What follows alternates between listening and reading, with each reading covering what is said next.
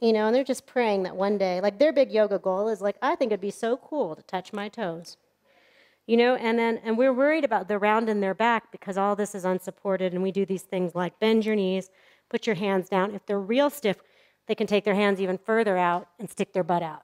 And we work a lot like that, and getting them to bend their elbows out to their sides, squeeze their shoulders on their back so that their beginning uttanasanas look like that. And that's pretty darn fine. But when we start to have like years of that, over time, like there's still a lot of people like around the world that I see, and uttanasana is more like our opening uttanasana, and all that hasn't finished uttanasana yet. It's still not in the pose, so to get deeper into the pose to actually finish it, we start folding in. And now a very definitive round comes to the back, but it's round that's supported on the front rather than round that's not supported on the front. And it's here, the round is happening, but flexion at the hip hasn't happened.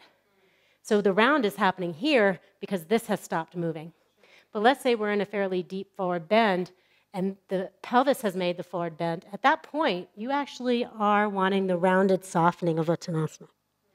That's not like, and so now, you know, because still, my students who've cultivated this strong Yeah. practice, Yeah. I'm still having them do a lot of this, so I want to start doing that. Yeah, and it's both, you know, it's like, it's both. But so I think a lot of times we definitely want to be conservative in our beginning level students about that roundedness of the spine because when the lumbar spine, which is designed to be like this, starts to move out, it's a stretch. And that's how we actually stretch the lumbars, is to lengthen them. So stretching them away from their natural position, in my opinion, isn't the problem. It's when stretch becomes overstretch. And when the back is doing the forward bend instead of the pelvis doing the forward bend. And so, but you can feel it like after a while, like if you stop feeling things like, oh yeah, I can hang out in uttanasana like a long time, but even with a hip distance apart, and even with my elbows wide, even here, so maybe the next step you do is say, squeeze your shoulders, lift your chin, and just pull in.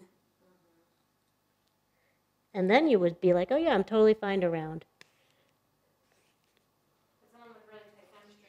Yeah, you wouldn't do that. Yeah. Yeah, I would do that with my beginners, for sure. For sure. Yeah, so it's the difference of like how you work in the base stiffer beginners, and then in all levels classes, maybe, you know, you divide the group or you teach everybody the safest way. But you'll find actually a lot of intermediate advanced students have been sticking their butt out in those forward bends for so long, and this has started to get tight.